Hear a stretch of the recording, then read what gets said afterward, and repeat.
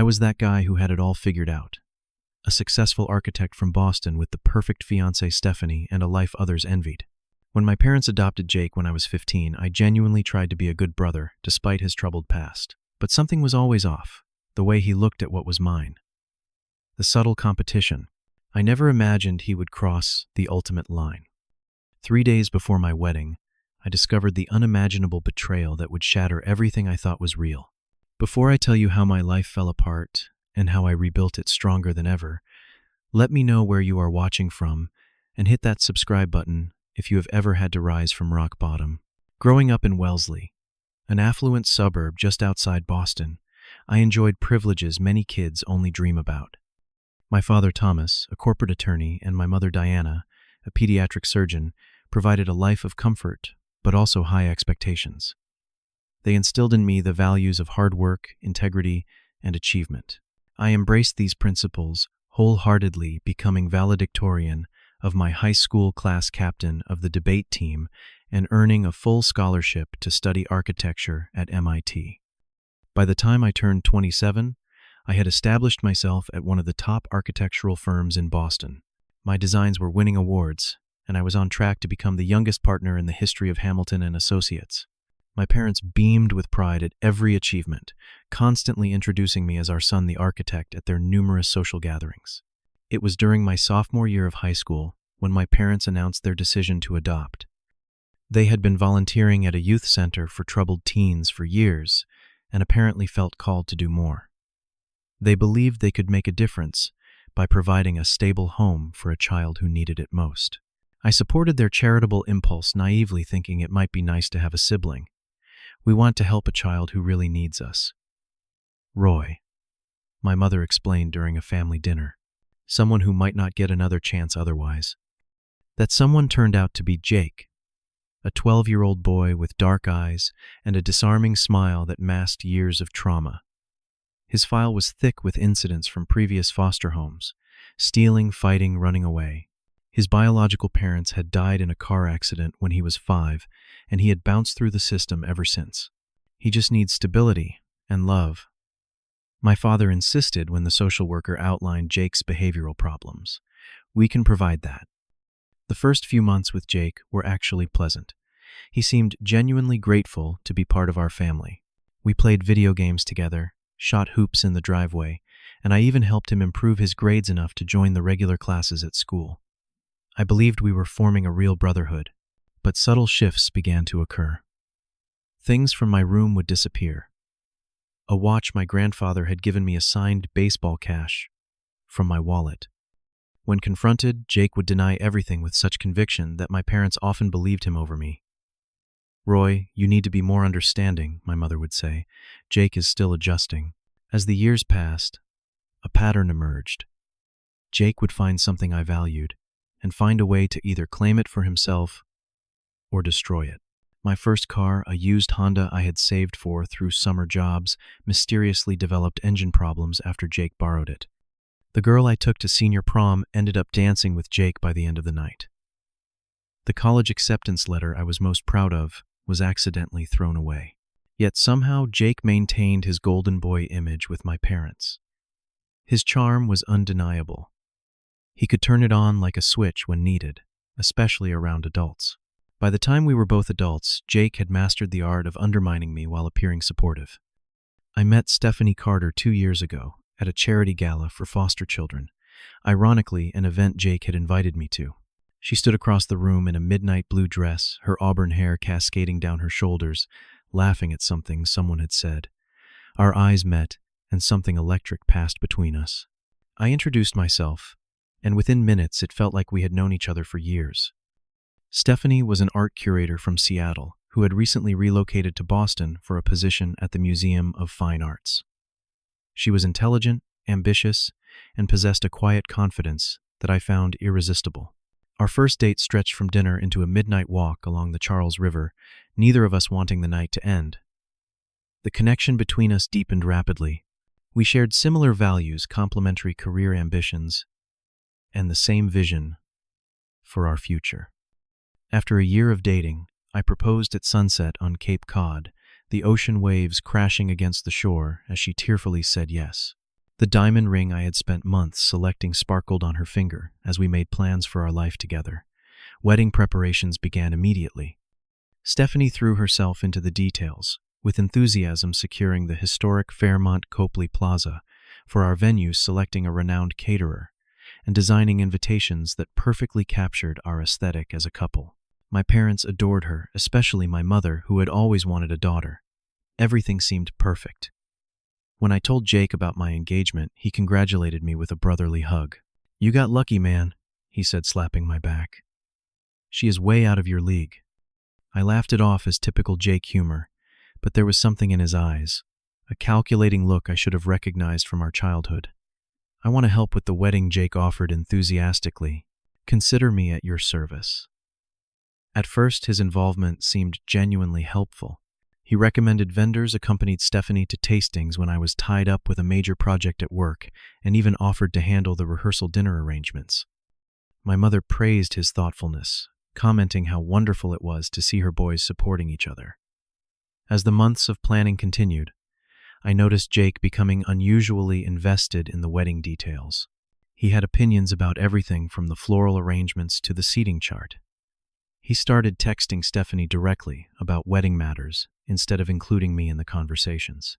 "Jake has been such a lifesaver," Stephanie would tell me. "He has such great taste, and he knows all the right people to talk to." I should have paid more attention to the growing closeness between them, but I was distracted by a major project at work. A sustainable urban housing development that could define my career. The long hours I spent at the office meant Stephanie and Jake spent more time together without me making decisions about what should have been our day. The first sign something was wrong came about 3 months before the wedding. Stephanie had become increasingly protective of her phone, angling it away when I entered the room, and smiling nervously when I asked who she was texting. "Just wedding stuff," she would say, dismissively. "Nothing for you to worry about." More concerning were the wedding planning meetings that somehow never included me. When I asked to join, there was always a reason why it would be boring for me, or how they wanted certain elements to be a surprise. My instincts told me something was off, but I pushed the feelings away, not wanting to appear paranoid or controlling. Stephanie began criticizing my input on wedding decisions. Ideas I suggested were suddenly tacky or not sophisticated enough. Meanwhile, Jake's suggestions were brilliant and perfect. The dynamic between us had shifted, with Stephanie and Jake forming a unit that somehow excluded me from my own wedding. When the three of us were together, the tension was palpable. Jake would make comments like, "I told Steph that you probably would not notice the difference between ivory and eggshell for the linens," or Stephanie and I decided to change the first dance song to something more meaningful. One evening, Jake casually remarked, "It is funny how I know what Stephanie really wants better than you do sometimes." He said it with a smile, but his eyes held that familiar challenge I remembered from childhood. Marcus, my best man and friend since college, was the first to voice concern. Over drinks after work one evening, he hesitantly mentioned seeing Jake and Stephanie at Catalina Restaurant, an intimate romantic spot nowhere near any wedding vendors. "They look pretty cozy, man," Marcus said, studying my reaction carefully. His hand was on hers for a while. Maybe it was nothing, but it did not look like they were discussing flower arrangements. I defended them immediately.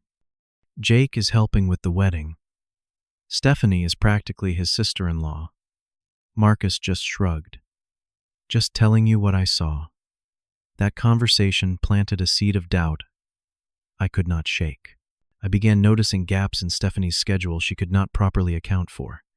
Wedding errands that somehow left no receipts, no emails, no evidence of what had been accomplished. Jake's behavior around me changed too. He seemed more confident, almost smug.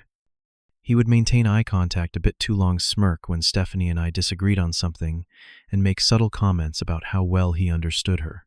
Once he accidentally let slip that Stephanie had confided in him about being unsure about certain aspects of our relationship. Then came the day I hugged Stephanie and noticed an unfamiliar cologne on her clothes, a scent that was definitely not mine. It was woody, with notes of sandalwood, exactly the fragrance Jake had started wearing recently. My stomach twisted into knots as I battled between trust and the mounting evidence before me. I loved Stephanie and wanted to believe in her, but the red flags were becoming impossible to ignore.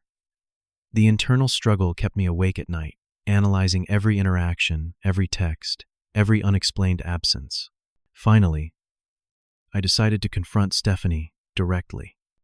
I chose a quiet evening at home, approaching the conversation carefully, expressing my concerns about the closeness she had developed with Jake and the changes in our relationship. Her reaction was immediate and defensive. "Are you seriously accusing me of something with your brother?" she demanded, eyes flashing with indignation.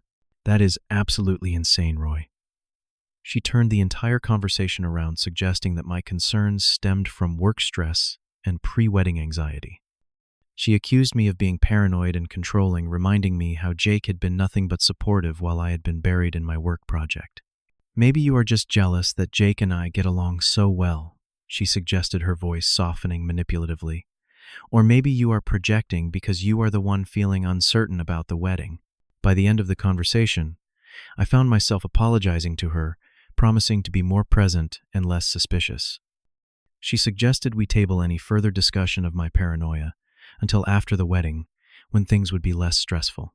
"Let us just focus on our special day," she said, kissing me, in a way that felt somehow different than before. "Everything is fine, I promise." I agreed, desperate to believe her, to quiet the voice in my head that insisted something was very wrong. But even as we moved forward with wedding preparations, Jake's behavior became increasingly bold. He would touch Stephanie's arm or lower back when he thought I was not looking. They shared inside jokes I was not part of. During family dinners, he would make comments like, "Remember that vendor we met, who thought we were the couple getting married?" followed by laughter that felt exclusive. Jake began offering unsolicited relationship advice that subtly undermined my confidence.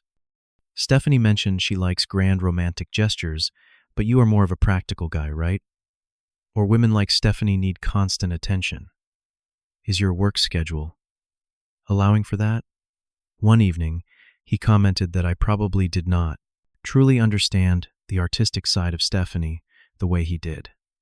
"She and I connect on that creative wavelength," he explained, as if educating me about my own fiancée. "Sometimes I forget you are more of a technical mind." As my bachelor party approached, Jake insisted on organizing the weekend. "Trust me," he said. "I know what kind of celebration you need." He planned an elaborate trip to a mountain lodge with 10 of my closest friends. While the location was beautiful and the activities well planned, Jake's behavior was odd throughout the weekend. He was constantly on his phone, texting someone with a secretive smile. When asked who he was messaging so intently during my bachelor party, he vaguely mentioned work emergencies. On the second night, after several drinks, Jake accidentally showed me a text when passing his phone to display a photo.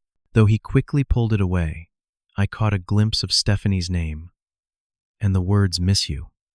My stomach dropped, but Jake smoothly moved the conversation along before I could process what I had seen. The next morning, Jake announced he had to leave early. "Got a situation at work I need to handle," he explained, avoiding eye contact. "You guys enjoy the rest of the weekend." My friends noticed his strange behavior too. After he left, my college roommate, Brad, pulled me aside. "Is everything okay with Jake? He seems really distracted and kind of shifty." An uneasy feeling settled over me. I decided to cut the weekend short, making an excuse about a work deadline. The 2-hour drive back to Boston gave me plenty of time to think, to replay every interaction, every red flag I had ignored. By the time I reached the city limits, a cold certainty had formed in my gut. I arrived at my apartment building around 4 in the afternoon, 3 days before what was supposed to be my wedding day. The first thing I noticed was Jake's black BMW parked in the visitor section. My heart began pounding as I took the elevator up to my floor, trying to convince myself there could be an innocent explanation.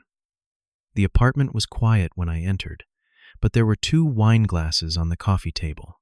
I moved silently through the space, hearing muffled voices from the bedroom. My bedroom, where Stephanie and I had picked out furniture together, planned our future together. Nothing could have prepared me for what I saw when I pushed open that door. Jake and Stephanie in my bed, their naked bodies intertwined. The shock paralyzed me for several seconds, my brain refusing to process the image before me. Stephanie noticed me first, her eyes widening in horror as she scrambled to cover herself. Roy, oh my God, this is not... We were just... But Jake did not rush to explain or apologize. Instead, he leaned back against the headboard, a slow, satisfied smile spreading across his face. Well, this is awkward timing. What the hell is this? I finally managed to say, my voice hardly recognizable. Jake looked directly into my eyes as he delivered the words that would echo in my mind for months to come. She was never yours to begin with, he smirked. She has been mine since the day you introduced us. Something snapped inside me. I lunged forward, grabbing Jake by the throat and hauling him out of the bed. We crashed into the dresser, sending framed photos of Stephanie and me shattering to the floor. My fist connected with his jaw, the pain in my knuckles, nothing compared to the agony tearing through my chest. Stephanie screamed, wrapping herself in a sheet and trying to pull us apart. Security from the building eventually separated us, Jake, with a bloody nose, and me with a cut above my eye. When the chaos subsided and security left with a warning, Stephanie broke down in tears, her makeup streaking down her face. It just happened, Roy. I never meant to hurt you. Just happened, I echoed incredulously. How long has this been going on? The truth emerged in broken, sobbing fragments. 3 months. It started during a late-night wedding planning session. Jake had been there for her when I was working. They connected on a level she and I never had. The lies piled up, each one driving the knife deeper. I was going to tell you, she claimed, though the 3-carat engagement ring still glittered on her finger. After the wedding, we were going to figure things out. After the wedding, I repeated, disbelieving. You were going to marry me, while sleeping with my brother Jake, now dressed and leaning against the wall with an air of victory, finally spoke again. Do not be so dramatic, Roy. It is not like this is the first time I have taken something you cared about. That was when I realized the most devastating truth. This had never been about Stephanie at all. Jake had pursued her specifically to hurt me. This was the culmination of a lifetime of resentment, the ultimate act of taking what was mine. I always enjoyed watching you build things up, just so I could knock them down. Jake continued, his mask completely gone now. Remember your Harvard acceptance letter? I did not accidentally throw it away. I burned it. Remember your first car? I put sugar in the gas tank. But this, he gestured towards Stephanie, this is my masterpiece. The confrontation with my parents was almost as painful as the betrayal itself. I called them immediately, needing their support, their outrage on my behalf. Instead, their response left me cold. Jake has always struggled with boundaries. Roy, my mother said, her voice pleading. He needs understanding, not anger. Understanding, I shouted into the phone. He slept with my fiancée. He admitted to sabotaging me my entire life. My father tried to mediate. We need to sit down as a family and work through this. Jake probably did not mean to hurt you this deeply. Their blindness to Jake's true nature sparked an explosive argument. Years of frustration poured out as I detailed every manipulation, every instance where they had chosen Jake's lies over my truth. I finally asked the question that had burned in me for years. Would you ever defend me the way you defend him? Their silence was answer enough. News of the canceled wedding spread like wildfire through our social circle.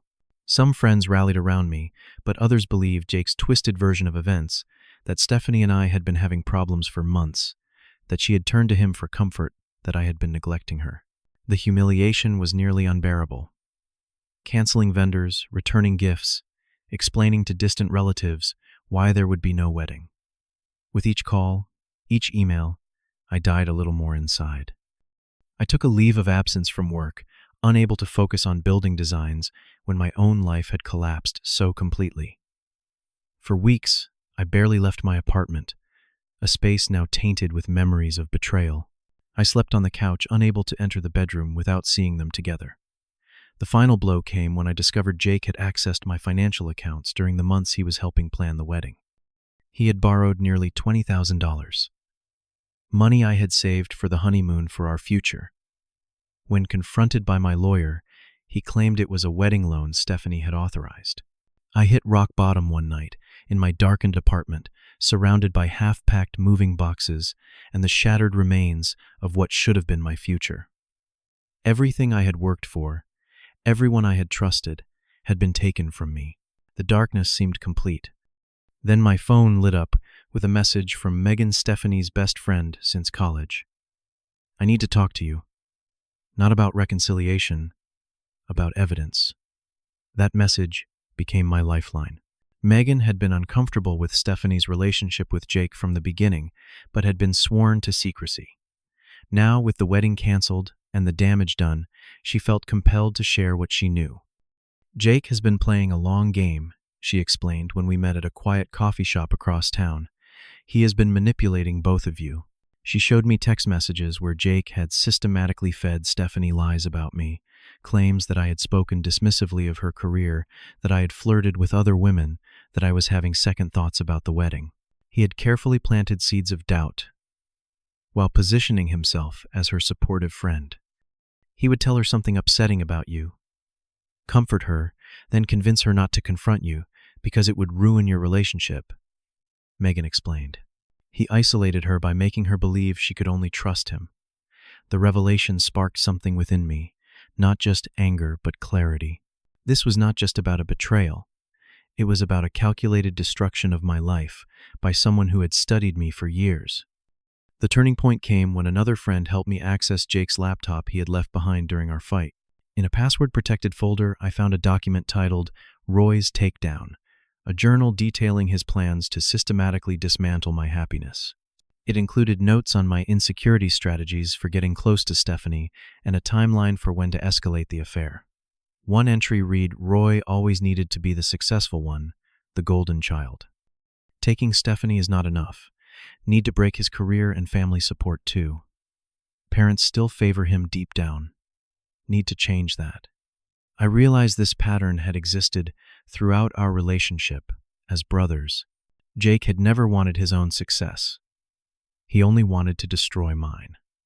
Understanding the depth of this manipulation shifted something fundamental in me. I stopped blaming myself and recognized I was dealing with something pathological. Instead of drowning in pain, I decided to fight back, not with rage but with strategy. I began by gathering a small circle of loyal friends who had stood by me throughout the ordeal. Marcus, my best man. Brad, my college roommate. And surprisingly, Megan, who felt partially responsible for not speaking up sooner. I also started seeing a therapist, Dr. Hoffman, who specialized in trauma and betrayal. In those sessions, I learned to process my anger without being consumed by it, to recognize that Jake's behavior reflected his pathology, not my worthiness. "Your adopted brother has likely been dealing with abandonment issues his entire life," Dr. Hoffman explained. "That does not excuse his actions, but understanding it can help you detach from taking it personally." Over the next few weeks, I methodically gathered evidence of Jake's manipulations and financial fraud. I discovered he had used similar tactics with others, ex-girlfriends who described bizarre triangulations, former friends who had been systematically turned against each other, even business associates who had been conned. Meanwhile, I threw myself back into work with renewed focus. The urban housing project that had distracted me during Jake's manipulations became my salvation. I channeled all my pain and betrayal into creating something meaningful, a design that would provide affordable, beautiful homes for families transitioning from foster care. The irony was not lost on me. My boss noticed the change in my work. "There is something different about your designs now, Roy. There is more humanity in them, more understanding of pain and healing." As I rebuilt myself professionally, I also began restoring relationships with friends who had been deceived by Jake's version of events. I shared the evidence I had gathered not out of vengeance but to reclaim my narrative and protect others from similar manipulation. The most difficult part of my recovery was rebuilding my relationship with my parents. For weeks after the confrontation, we barely spoke. They seemed torn between their two sons, unable to fully acknowledge the depth of Jake's deception. After nearly 2 months of distance, I decided it was time for the final confrontation. I arranged a family meeting at my parents' home, bringing with me all the evidence I had collected. Megan agreed to attend as a witness to Jake's manipulation of Stephanie. I even invited Stephanie, who had reached out multiple times seeking forgiveness, though I had maintained my distance. When we gathered in my parents' living room, the tension was palpable. Jake arrived last, his confident swagger faltering slightly when he saw the assembly waiting for him. "What is this, a intervention?" he joked weakly. "No," I replied calmly. "It is the truth finally coming to light." One by one, I presented the evidence. The journal detailing his plans, the financial records, showing his theft testimonials from others he had manipulated, and finally, Megan's direct account of how he had turned Stephanie against me. My father's face grew increasingly pale as the evidence mounted. My mother began to cry silently. Stephanie sat with her head bowed occasionally, confirming details of Jake's manipulation. The most damning evidence came when I revealed records of Jake's sabotage dating back to our childhood. Evidence that he had deliberately broken, stolen, or ruined things that mattered to me, all while maintaining his innocent facade. Jake's reaction shifted from dismissive to defensive to desperate as his web of lies unraveled. "You always had everything handed to you," he finally exploded. "Perfect son, perfect career, perfect fiancée. You never had to fight for anything. And that justified destroying my life," I asked, maintaining the calm I had practiced for weeks. "You do not know what it is like to be unwanted," he shouted, his composure fully cracked. "To be given away, to never be enough." In that moment, I saw the wounded child beneath the manipulative adult. It did not excuse his actions, but it explained them. He had never healed from his early abandonment and had spent his life trying to make others feel the same pain. My mother moved toward Jake, tears streaming down her face. "We wanted you, Jake. We chose you. But what you have done." She shook her head, unable to complete the thought. My father, always the pragmatist, finally spoke. "There will be consequences for this, son. Legal consequences for the financial fraud at minimum." Jake's facade crumbled completely. He alternated between rage tears and desperate attempts to manipulate the situation. But the evidence was irrefutable, and for once everyone could see him clearly. Stephanie approached me after Jake stormed out, her eyes red from crying. "I am so sorry, Roy. I let him manipulate me, but I should have trusted what we had." I looked at the woman I had planned to spend my life with and felt nothing but a distant sadness. "I forgive you," I said, meaning it, "but we can never go back." The aftermath of that confrontation brought both justice and closure. Jake faced legal consequences for the financial fraud, eventually agreeing to a restitution plan to avoid jail time. My parents, finally seeing the extent of their enabling, sought family therapy to address the dysfunctional patterns they had allowed to flourish. Most importantly, I was free. From the manipulation, from the self-doubt, and from the toxic family dynamics that had defined so much of my life. My healing journey began with a decision to move, not just apartments, but cities.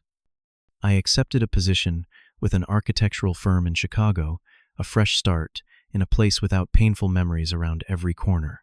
The urban housing project came with me, eventually winning a national award for innovative, community-focused design.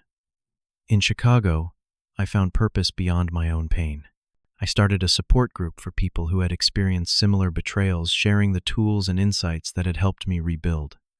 The group expanded into a nonprofit organization, providing resources for healthy relationship recognition and recovery from manipulation. I established clear, healthy boundaries with my parents. Our relationship slowly healed, though it was forever changed. They made genuine efforts to understand their role in enabling Jake's behavior and worked to make amends. We developed a new kind of honesty that had always been missing from our family dynamic. "We failed you," my father admitted during a visit to Chicago. "We saw what we wanted to see in Jake, not what was actually there. And you paid the price for our blindness." Jake and I remained estranged. He moved to California after the confrontation, occasionally sending manipulative messages that I learned to recognize and ignore. Stephanie also reached out periodically, but I maintained my distance, recognizing that some bridges cannot and should not be rebuilt. The most unexpected outcome of this painful chapter was meeting Allison, an architect from a competing firm, who challenged me professionally before we realized our personal connection. Unlike my relationship with Stephanie, which had been intense and all-encompassing from the start, my relationship with Allison developed slowly, built on genuine friendship and mutual respect. When I finally told her the full story of Jake's betrayal, she asked thoughtful questions instead of offering platitudes. How did surviving that change how you see yourself, she wanted to know. It was the first time anyone had asked about my growth rather than just the pain. The career path born from my darkest moment flourished beyond my expectations. The concepts I developed for the urban housing project evolved into a specialty in trauma-informed architecture, designing spaces that promoted healing and community for those who had experienced displacement or loss. My foundation to help foster children transition into adulthood was perhaps the most healing project of all. Working with young people who had experienced abandonment similar to Jake's, I helped create programs that addressed the root causes of the pain that had driven my brother's destructive behavior. Looking back now, 5 years removed from that devastating discovery in my bedroom, I understand things I could not see then. I recognize the importance of trusting my instincts even when doubt feels easier. I have learned to identify the subtle signs of manipulation, the small inconsistencies that signal something is wrong. I have also learned that true friendship reveals itself in crisis. The friends who stood by me during my darkest moments, Marcus, Brad, even Megan, became my chosen family, more reliable than the blood ties that had failed me. Most importantly, I discovered that freedom comes not from revenge, but from release. The moment I stopped needing Jake to suffer or Stephanie to regret was the moment I truly began to heal. Forgiveness was not about excusing their actions, but about freeing myself from the burden of hatred. The betrayal that nearly destroyed me ultimately led me to a life more authentic and purposeful than the one I had planned. There is a strange gratitude in that realization, not for the betrayal itself, but for the strength and wisdom it forced me to find. Today I live by a simple philosophy. Trust must be earned. Boundaries must be maintained. But the heart must remain open to genuine connection. No betrayal, however, devastating, gets to determine my capacity for joy or contribution to the world. For those of you watching who have experienced similar betrayals, whether from family partners or friends, know that the path forward exists, even when you cannot yet see it. The breakdown of who you thought you were can lead to the breakthrough of discovering who you truly are. Have you ever experienced a betrayal that ultimately led to unexpected growth? Share your story in the comments below. And if this journey resonated with you, please hit that subscribe button and share this video with someone who might be struggling to find their way forward after betrayal. Thank you for witnessing my story, and remember, sometimes the most beautiful rebuilding happens after the most complete destruction.